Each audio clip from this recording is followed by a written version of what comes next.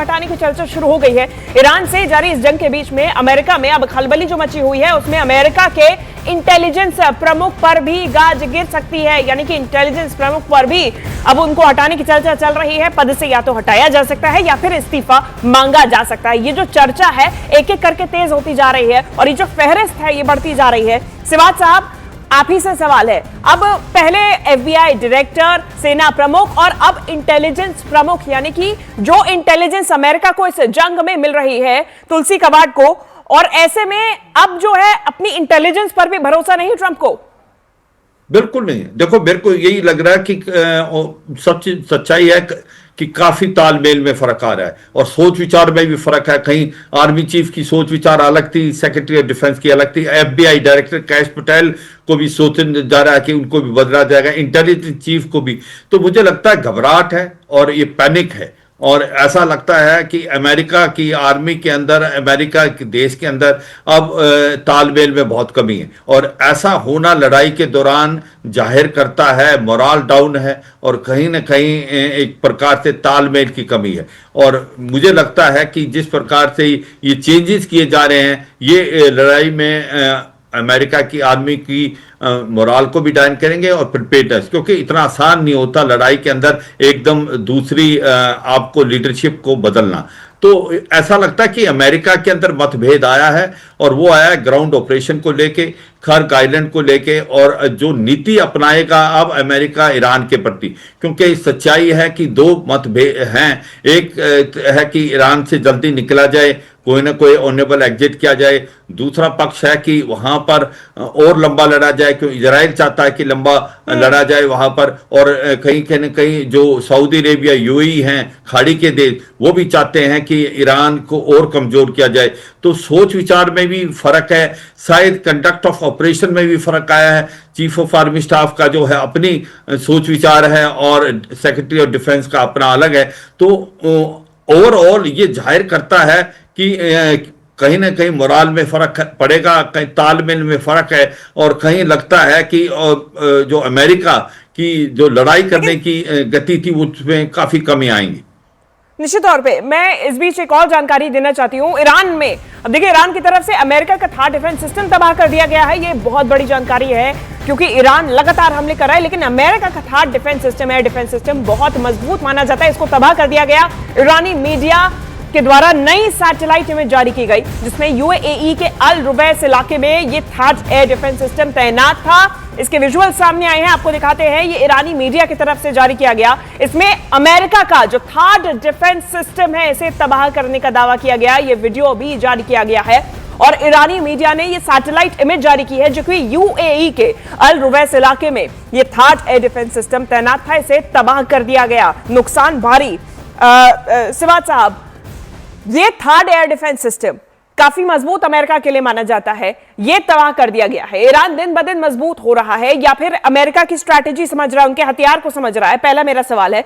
दूसरा ये कि ईरान की तरफ से तो हमले जारी ही है, लेकिन अब अमेरिका चाहता है कि और अग्रेशन के साथ उनकी सेना आगे बढ़े और जो उनके ऑलरेडी पदाधिकारी है, चाहे सैन्य प्रमुख हो, एफबीआई डायरेक्टर हो या फिर इंटेलिजेंस प्रमुख हो, उन पर भरोसा नहीं है कि वो अग्रेशन के साथ में ईरान पर अटैक कर सकते हैं। अब अमेरिका का वॉर मैकेनिज्म क्या हो सकता है? हाँ बिल्कुल, आपने शिवांगी बिल्कुल 2-3 पॉइंट रेज किए हैं। एक तो सच्चाई है जो थर्ड, जिसको terminal high altitude area defence system है, और एक उनके साथ पेट्रोइट मिसाइल सिस्टम अमेरिका का, ये काफी पुख्ता माना जाता है। और ये डिफेंस सिस्टम अमेरिका ने अभी लड़ाई से कुछ एक दिन पहले ही पूरे खाड़ी के देशों में लगाया था जहां पर उनकी मिलिट्री बेस है।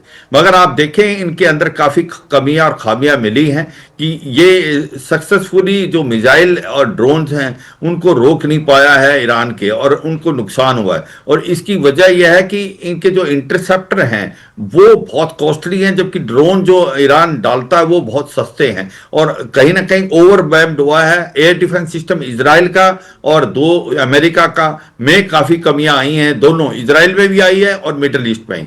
दूसरा, आपने ये क्वेश्चन पूछा कि तालमेल में कोई फर्क है। बिल्कुल है। जो ऑपरेशन की नीति बनाई जाती है वो आर्मी चीफ बनाते हैं और वो इस ढंग से बनाते हैं कि हर एक रिसोर्सेज को कंट्रोल लेते हुए ग्राउंड सिचुएशन को समझते हुए और इंटरनेशनल इंप्लीकेशन समझते हुए, मगर वहां पर तालमेल में फर्क आया है सेक्रेटरी ऑफ डिफेंस और army chief general George Randy में। और कहीं मुझे लगता है कि जो डिफेंस सेक्रेटरी हैं वो बहुत जल्दी पुश करना चाहते हैं बिना सोचे समझे, जबकि आर्मी चीफ वो कह रहे होंगे कि ग्राउंड ऑपरेशन करने से पहले हमें और तैयारी करनी पड़ेगी, क्योंकि ग्राउंड ऑपरेशन जो है अगर खर्ग पे किया गया तो बहुत भारी नुकसान होगा, अमेरिका को बहुत ज्यादा कैजुअलिटी होंगी।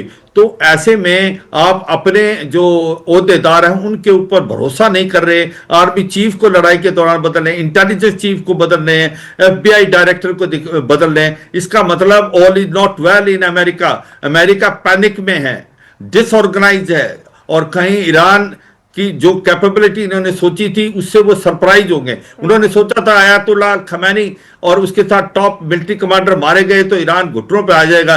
ईरान ने तो घुटनों पे नहीं आया, ईरान तो पलट वार कर रहा है, और ईरान जो वार कर रहा है वो उसने तो एक एसिमेट्रिक वार बना दिया इसको, आपका स्टेट ऑफ हार्मूज ब्लॉक करके और मिडिल ईस्ट की जो जितनी भी देश हैं जहां बेसिस है उन पे हमला करके।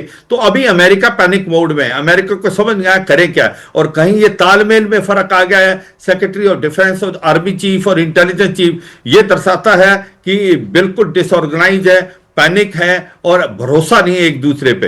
अब जो लीडर बदले जाएंगे वो कितने काबिल होंगे वो तो समय बताएगा, मगर ये एक अच्छी फौज की निशानी नहीं है, क्योंकि सच्चाई है आर्मी को, जो कि यूएस आर्मी को या यूएस की नेवी को सबसे अच्छा माना जा रहा है क्योंकि इसके बाद रिसोर्सेज हैं, मगर जिस प्रकार से ये ऑपरेशन हुए हैं ईरान में उसका बिल्कुल नहीं लगता है, क्योंकि उनकी जो वार स्ट्रेटेजी थी बिल्कुल फेल हुई है, और ईरान अभी भी डट के लड़ रहा है और इजराइल पे भी हमले कर रहा है और मिडिल ईस्ट पे भी। और एक आप ये देखें कि शिवांगी हुआ क्या है, अगर ईरान कन्वेंशनल लड़ाई लड़ता जो अमेरिका चाहता था लड़ेगा, तो उसको पता था कि अमेरिका और इजराइल की जो फायर पावर है, एयर पावर स्ट्रांग है, उसने इसको एसिमेट्रिक वारफेयर बना दिया, उसने मिलिट्री से मिलिट्री इकोनॉमिक वार बना दिया, जो स्टेट ऑफ हार्मूज को ब्लॉक करके और मिडिल ईस्ट में इन कंट्रीज पे जहां पर बेसिस थी उन पे हमला करके वहां पर टूरिज्म बर्बाद हो गया, वहां एनर्जी सेक्टर काम नहीं कर रहा है बिल्कुल। मिडिल ईस्ट का Saudi, UAE, Oman, Jordan, Bahrain, Kuwait, वहां पैनिक सेट है। वो इसीलिए चाहते हैं अमेरिका रुका रहे, क्योंकि उनको लगता है कि अगर अमेरिका अब निकाल गया तो ईरान जो है वो उनको बहुत ज्यादा नुकसान करेगा। इसी प्रकार से इजराइल भी चाहता है कि ये लड़ाई लंबी चले और कहीं ना कहीं ईरान की जो मिलिट्री कैपेबिलिटी को और डिग्रेड किया जाए, क्योंकि जितने भी उनके पास मिसाइल रॉकेट हैं वो 50% से ज्यादा खत्म नहीं हुए हैं। कहीं ना कहीं ईरान के पास बहुत कैपेबिलिटी है लंबा लड़ने की।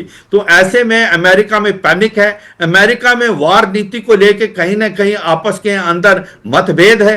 सेक्रेटरी ऑफ डिफेंस और चीफ ऑफ आर्मी स्टाफ के एक प्रकार ऑपरेशन प्लान बनाने में भी फर्क आया है, और इसीलिए जो अब जब जनरल जॉर्ज रैंडी जो 4 साल से करीब अभी चीफ थे उनको रिजाइन करने की बात हो रही है, इंटेलिजेंस चीफ को भी निकालने की बात हो रही है, FBI डायरेक्टर, तो मुझे नहीं लगता कि all is well in US. And specially जो लड़ाई के दौरान में आप ऐसे बदलाव लाते हो तो ये दिखलाता है कि कहीं मनोबल में फर्क पक्का पड़ेगा, और जो नए नेक्स्ट लीडर आएंगे उनको टाइम लगेगा। और मुझे लगता है कि ये लड़ाई जो है इसने बहुत डिफरेंट मोड ले लिया है। अभी आने वाले टाइम में इसकी तीव्र गति बढ़ेगी, आप देखेंगे दोनों तरफ से हमले बढ़ेंगे।